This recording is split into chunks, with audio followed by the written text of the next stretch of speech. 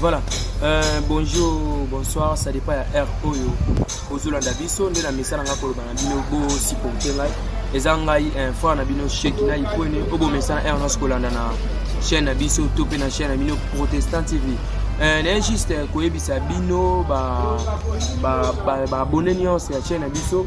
Beaucoup remarqué dans ces derniers temps chaîne to bande ko kotsa sur ba vidéo te chaîne ezaki sous na visibilité te. Toujours qu'il y a accident moko na bande ko moko ba lukaki de moyens qui ont piraté chaîne ezaki piraté et tant de ko remarquer il y a bon mona qui chaîne ezo fonctionner le tout to bloquer qui chaîne. Alors on a mis sur la mine chaîne au Protestant TV en mode sur to zongisi to longol pe ba vidéo misusu nyonso o to zaki na ngona carte. Alors yo mutu o s'abonner qui na bonde yo par l'amour de Dieu o s'abonner les sous kolemba biso te et là juste pour na ko informer la bino vidéo oyo na sengi na yo s'abonner les sous na biki on s'abonner déjà mais to bande les chaînes autrement dit on ça les actes donc s'abonner et puis partager la vidéo oyo nzambe akozanga te ko.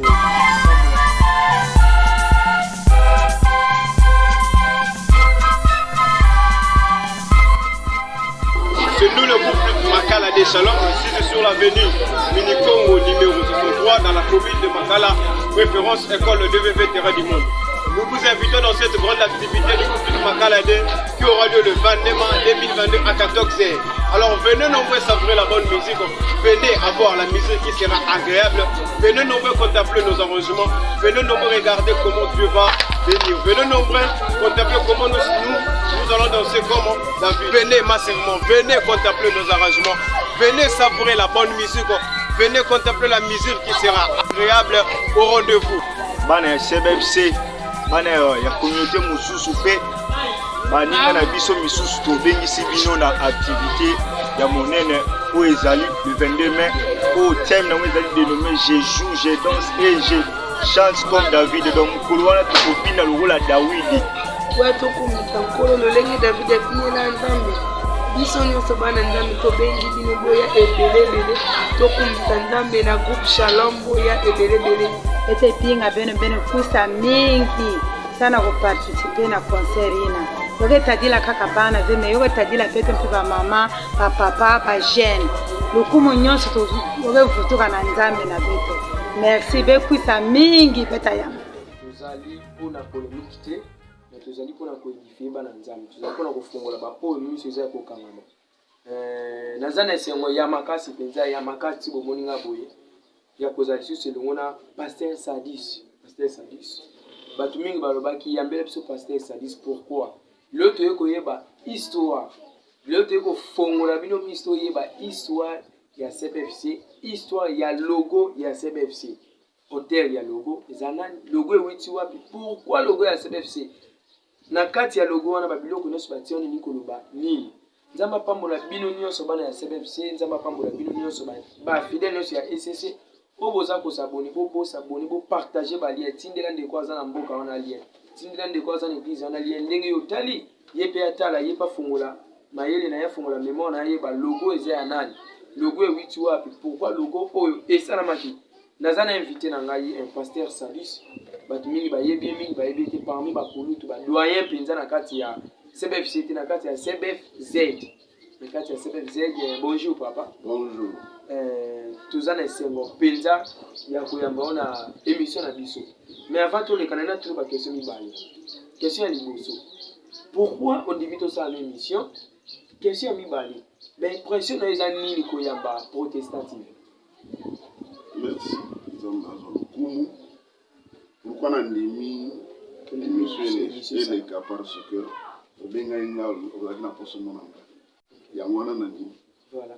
Question mibale, mais impression na eza nini na Protestant TV zolo bela l'église protestante? Bon, premièrement, on a les réseaux sociaux, deuxièmement, ils ont découvert qu'on a un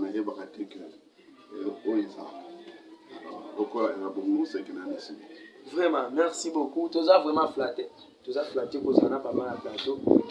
Et c'est mon angai pour nous comprendre qu'on faille pas passer ça, c'est nani. Tu as ça qui nani la carte c'est CBFC. Si le lazana parce que artiste à qui n'a pas ba œuvre na et tikala. Pasteur, yebisa ba nzabe bola. Qui est pasteur Sadis? Bon, eza mpasi mpona loba mponanga mpona molai précision d'abord eza sadi sou avec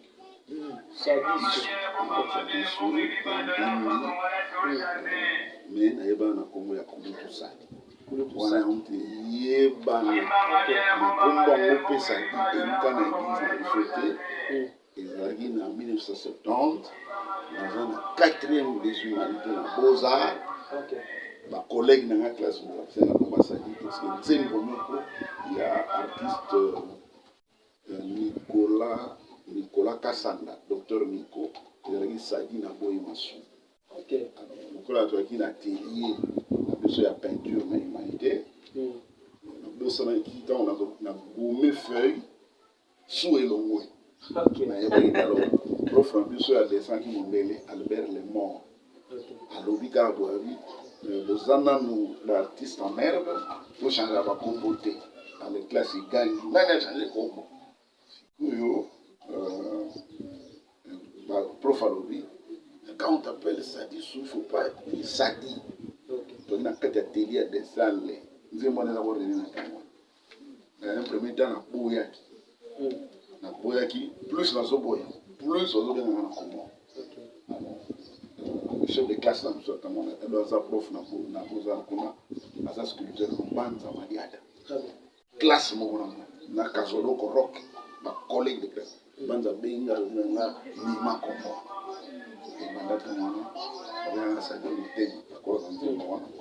Mais dans ce temps-ci, dans la mission,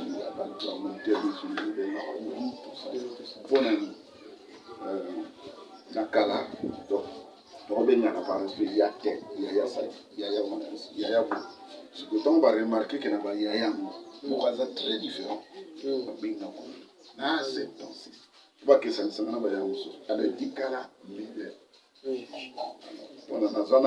D'abord, na co-président, na Longwa, na CVFC, T. Donc, les pasteurs, il y a CVFC.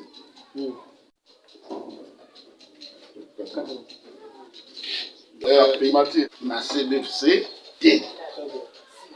Donc, pour nous peut-être maintenant, nous avons on a compté qui en 1959. Nous avons bien 5 ans, nous avons commune à Saint-Jean de Lingua. Na banda qui na septembre comme mois de Covid na demain Saint-Jean.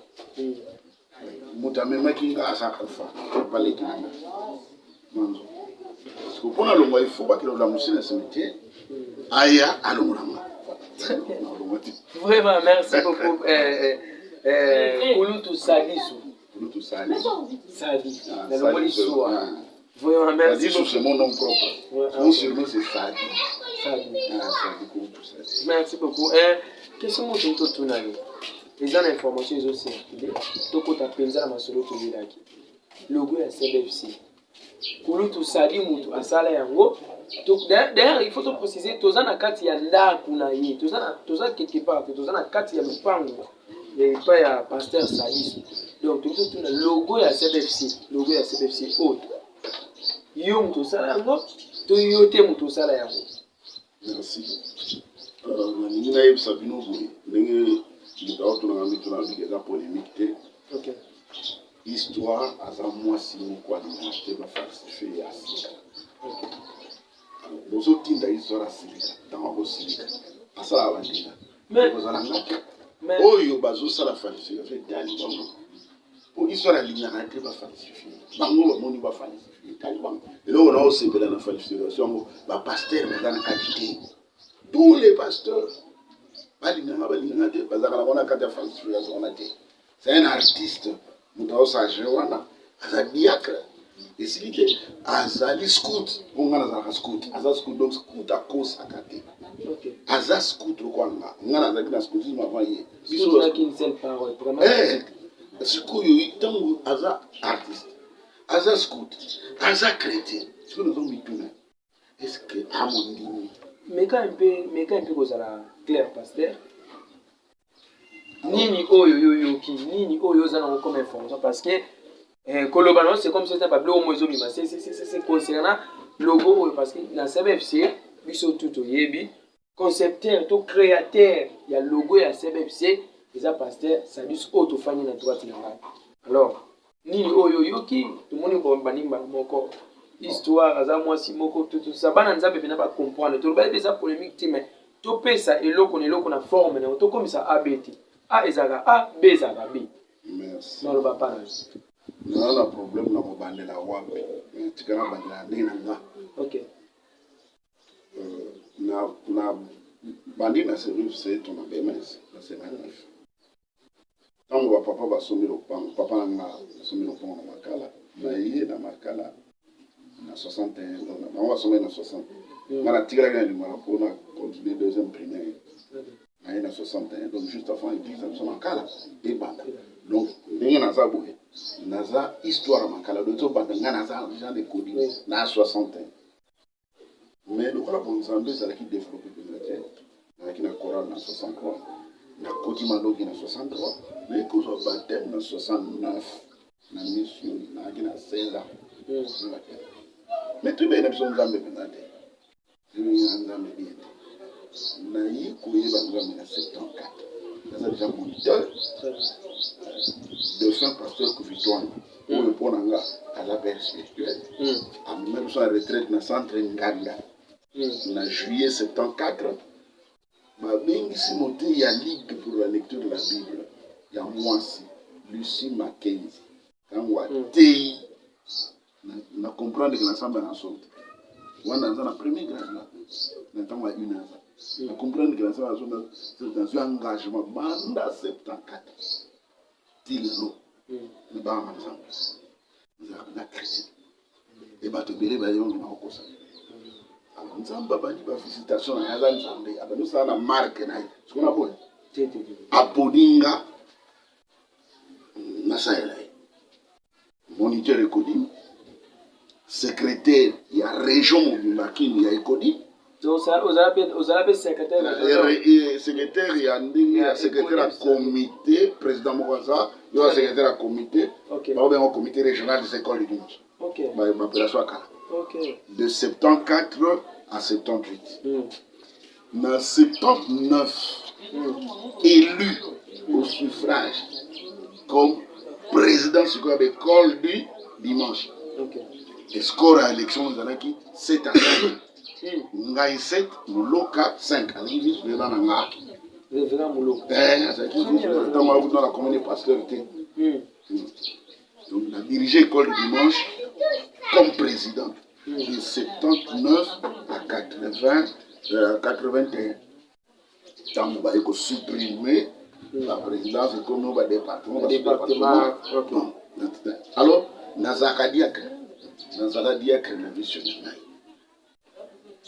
Et s'il était dans la ligue, il y a un formateur ligue pour la lecture de la Bible. Donc, nous avons été quand mais nous sommes déjà artistes. Le problème est qu'il y a un quota retraite. Dans la mission, on a dirigé dans 77. Dans les choses claires, 77, quelle retraite dans le Jésus là? Nzamba Lobi. Na kotia elembo nanga. Communauté là. Et comment t'as mis? Parce que bah, où tu vas changer l'histoire? Est-ce que vous avez vu qu'un homme dans sa route? Le quoi, les jeunes, comprennent pas. Donc, continuez dans l'histoire. En 77, Wanaka. Papa Makanzu a yé na quand il y a ligue na Mbanzambo ma fille. Mbanzambo Mazali, l'école Mibala. Est-ce que tu as eu a yé? Il y a des gens qui payent na Papa Makanzu. Faut qu'on a un comme modèle. Papa Makanzu na vandi payé na yé, na se présenter. Il y a des gens qui ont église au sala. A tout ninga église ni Makala. Talinga. Ah! L'église Makala. On a profité, on a tiré vie. D'ailleurs, en 61, on attend toujours, en 63, on a belé pas et tout ça. Est-ce que l'église est comment? Ok. Il y a qui comme ça. Bon sana. N'habitant Mouzou Sala, ça pas toi qui ont suivi avec nous. Ce qui, je dis, les gars, dans photo pour missionnaire, ils ont photo pour le moins de là. Ça peut être dit, tout le monde a une personne du papa Pozonga. Et marqué qui peut pas marquer. À tout le monde, nous, aux ans cassés. J'étais dans la 3e graduée dans l'académie des beaux-arts. Ah, vous êtes artiste? Ah, moi, je ne sais pas moi. Du coup, le cas n'a pas ça vie à l'inganga. Ok. Dans le bénin, tu as bâti qui va parler l'inganga.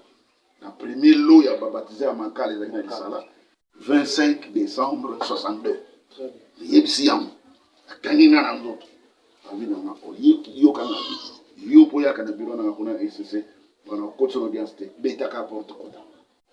c'est comme ça qu'on s'est rapproché de la première Manka. 78 Rosala, centenaire à SCC. Organisation, attaque comité organisé avec mes études département de franchisation et insertion manquante de temps. Tout ça, on a besoin d'artistes. Manquant de Nazanaï. Le membre de centenaire, c'est comme un logo. Un artiste. Bazoua, par exemple, quand on a dit Mondele, Monsieur Philippe Maire.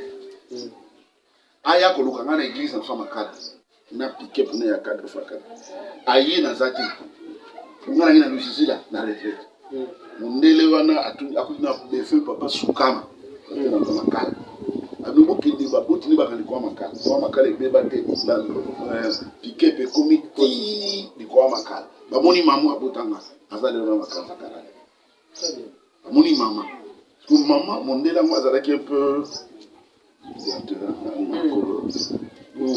donc tu n'as pas frère ça maman banga sikoyo abakisi papa makano tatinga maman lo assurance azala le zizi mupike pero mwana tilu zizi la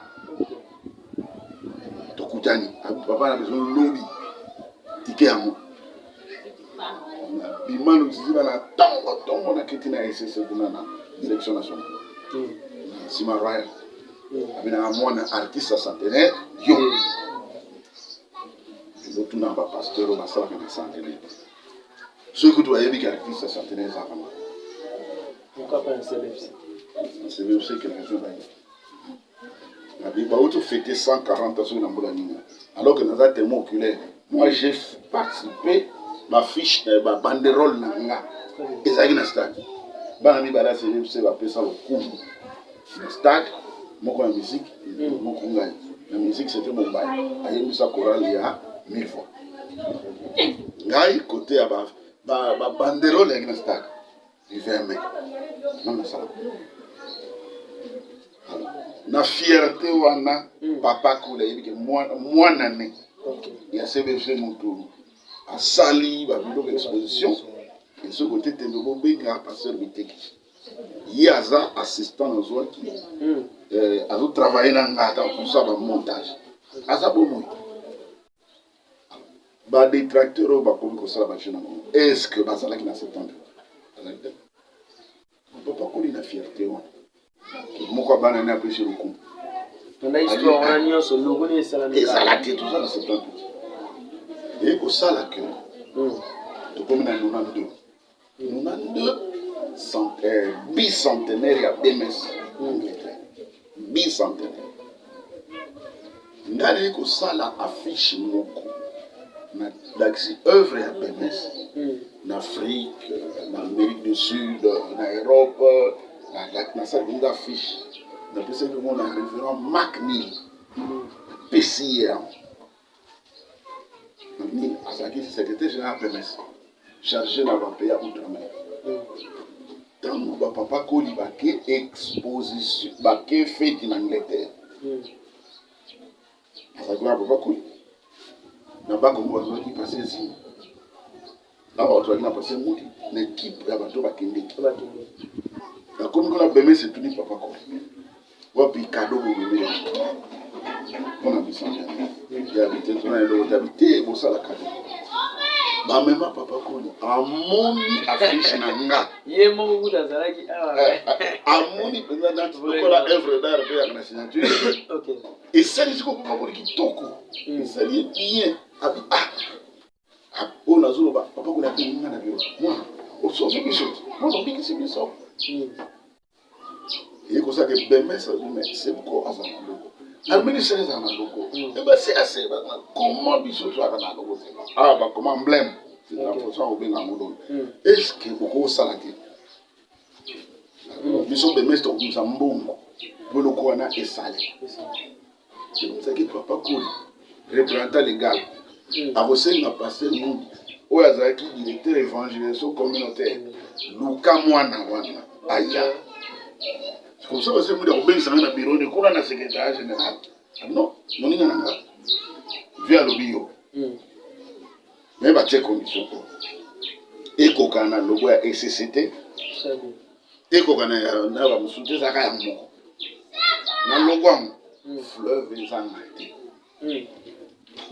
pour tout ça communauté baptiste fleuve 2 ba missionnaire basayela ki masuwa ebembe na weza kana na sima ya côté ya secrétaire général na pis bato pis yango basayela ki pona kotambola ka pona ko gagner la âme alors masuwa pesa bible pesa ngate croix ezanga pisina ba élément wana donc on a vu yango na zone tout ça là 92 à Bengainga je crois en octobre et puis Kenya ça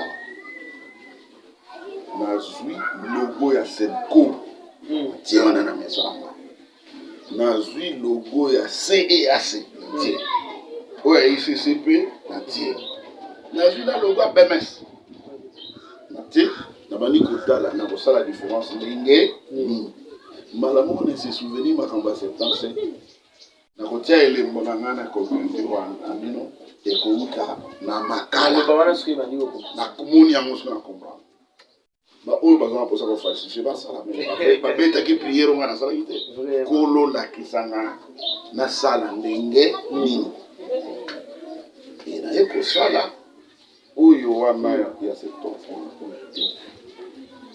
ok na eko sala projet oyo c'est quoi babone bolanda na sali projet oyo poto ki na Zaïre c'est normal la CVC bomona na tie payback 92 payback ngolwa pasteur Baptiste artiste de Christ ok na tie 92 na déposa yango na mois ya novembre 92 na bureau ya pasteur Moudi qui était le responsable d'évangélisation na kotisi yango na 92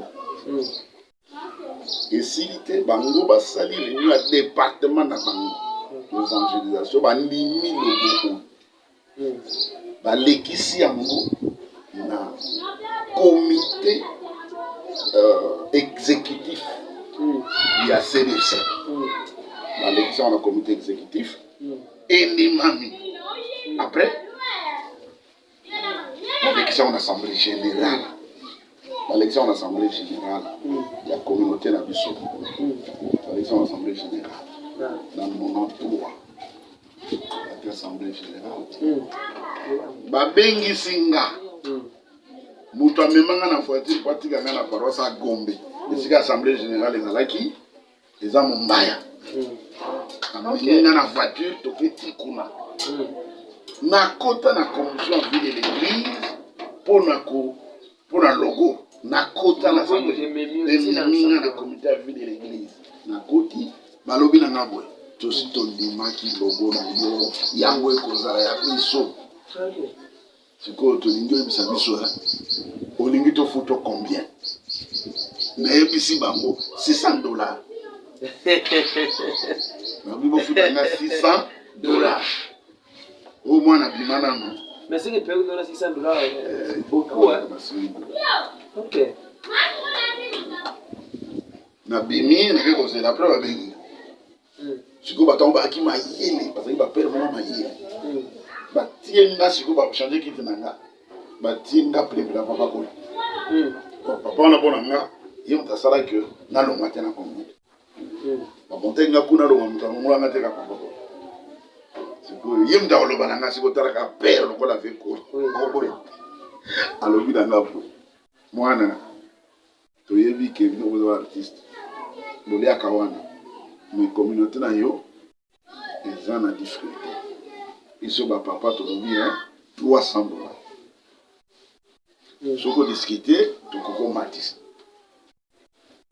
abina beta veko li prise ya ajnaï. En tout cas, révérend Robert Koli, là, dans ma campagne, ils ont bimé. Mon ambassade, papa, na yo. Na beta est prise à ajnaï. Ok. Papa. Ni no boza, papa. Bolobi communauté de la passe. Moni na 300 ans. Ngana pesi bino action de grâce ya 50. Bo pesa nga 250. Ça le beta maboko. Bato bazo falsifier. Ah, est-ce que tant ça le beta maboko bazalaki? En tout cas, makambo eza mystique. Papa yambinga, papa kola yambinga. Et puis na côté c'est une étude de faisabilité. C'est-à-dire beaucoup ça là-bas. Batiko, beaucoup ça là-bas. Tout na ça bilo mutu na ba maputa tout. Siko pasteur. Le jour va bien encore on a pour na aucun ba biso ba ndimi logo. Est-ce que va penser que malobate au détaillé et loko moko non, ce temps on a zo kotisa. On temps on a kotisa qui légende moko ezali na loko la bino moko yayi. On a légende. Voilà, l'explication. En fait, boulot on a cercle. C'est la planète. Okay. Cercle ou la planète na biso terre. Yo mto yebi logo te, na ndaka cercle logo. C'est la planète. Tu connais quoi par qui fleuve zangate. Mai wana nso ba vague wana fleuve.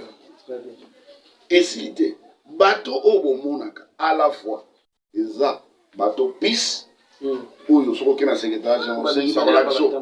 Eza à la fois yango. En même temps bateau ezali communauté ezapé chaque église locale. Voilà.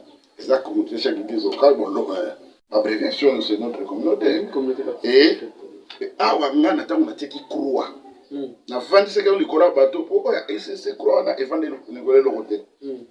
Na vandi c'est on likora bateau pour na communauté na biso. Centre na ngwe sacrifice à Jésus. Alors pour vous comprendre bien, fungola Bible. La règle de foi et de conduite. La légende la ngai on a coûté ça qui en novembre 92 maman tu as bien. Donc et ça m'a par plaisir. Bon, le monsieur a fait ça la farce, il a prétendu que la Bible est fondée pour partir de l'Ancien Testament, partir du Nouveau Testament. Na pensé qui est légende à solo. OK. Azoa envoyé bien. Donc c'est pour vous dire que ils ont qui inspiré, on a pas qui inspiré. Logo parce que mingi ba yebi. Mais Nzamba lobaka déjà, lobaka déjà. Ba te que Nzamba loba. Alors, on va se falsifier. C'est pas bon na ngate, pas bon na. Mais les leçons que l'église locale a sebeli sala, ba sali monument moko wana. Ben pression ezali na monument. Juste avant. Na yoka ki sang ba osala et loko wana. Mais officiellement toka to mama mke papa pardon. Est-ce qu'officiellement le ko la yoza concepteur ya logo na biso? Tant ba osala ngo ba yaki ba luka yo. Bon, to ba na kutu kuna ta. Voilà. Et si on a une falsification du bosso et qui n'a pas de ici ma compte à mon on a tellement on a mon logo déjà très bien na se déplacer dans quelque moment moi ça expliquez balanza le logo na se déplacer na quelque moment aí ngabi ayeba kingati ayebi ngana kombo amona ngati ngabi nom na ça logo ah bien merci respect ngabi yo modifier tu n'as quitté pour na aujourd'hui bateau au bani ko yesa mo liboso. OK. Voilà, lobi ni toi na ça déjà passé reliquia. Parce que c'est reliquia. Ah non, c'est reliquia na pesi bino mbo jusqu'à bona. Na lobi na yi o yesi bateau liboso pour na. On ngana mona ki wana lokola bateau ma alobaki na nga Bible yo eza ifungwa na boye. Il faut bateau la ndenge yango ifungwa ni là. Tout droit. Et à tout droit beaucoup. Yo travaille na boye, ni ko ba nga styliser. Abina styliser qui passe. Mon kolo ba yebisa nga basolo baba ki bateau ngezo leka bato baza li bongo. Bana kambo, ba mona ngezo leka. Sikota mo yo. O tiango bongo. Ngolo ba bateau yo bato bazo mona ba na kati ya mai. Ana kati ya mai. Vous avez un artiste, mais la française était ana kati ya mai. Metango ko ya. Ikumbalola bango. Ah oui. Ikumi bateau de la mort. Nanga ngana iba iteke za kibonga bifalo tuna. Kwa yaka ko changer a changer na été. asali campagne akosakana te presque l'église ozaki sasa eza na toko na ye po ye moto akomi kokende kosala kaka te sauf kayebaka teke mikando oyo bokolakisa aza nango te donc abima déjà papa koli aza na nango asa benga ye fraudeur avant frauder bon papa koli abengi moto ango fraudeur na 94 ye akofraude na 99 ntango abimisa liputa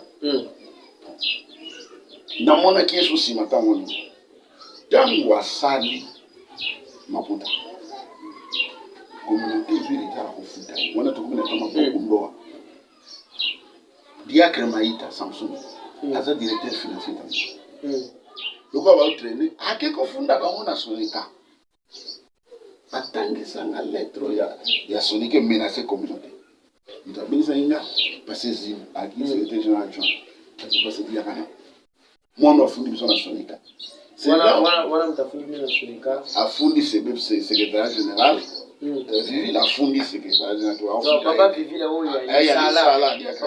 Afundi bango. Afundi CBFC. Secrétaire général. Où il y a kana no sunga biso. Nathalie Mokanda na moni solika. Mais c'est que yé habillement auteur pour solika et attaquer comme monté. Pour solika amenaçant même à la saisie, il y a eu le passé pour ça. OK. Le bibomi tout bisati à sala ngote.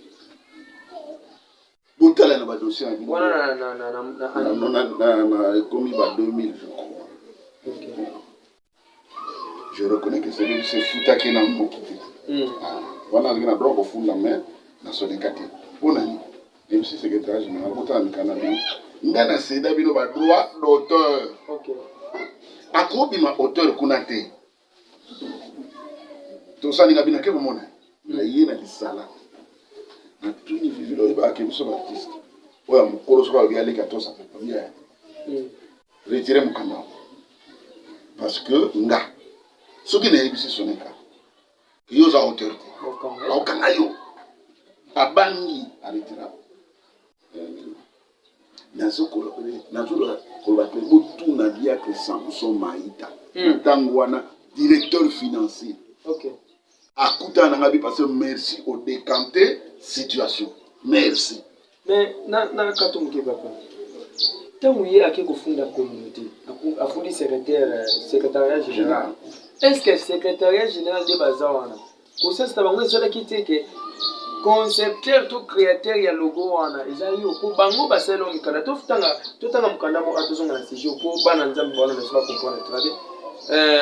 Communauté baptiste du fleuve Saï CBFZ, Kinshasa le 8-9 mois 1993. Tout le monde a bien. Objectif, remerciement pour les sessions des droits d'auteur. On a remercié les droits d'auteur.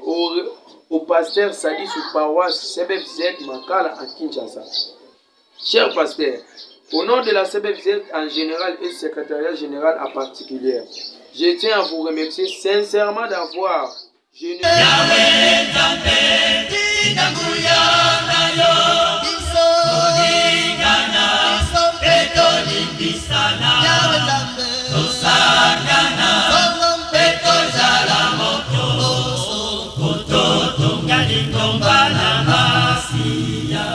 Voilà, bonjour, bonsoir, ça dépend ya RO yo. Ozolanda biso nde na message nga koloba na bino bo supporter ngai. Eza ngai info na bino sheki na iponi.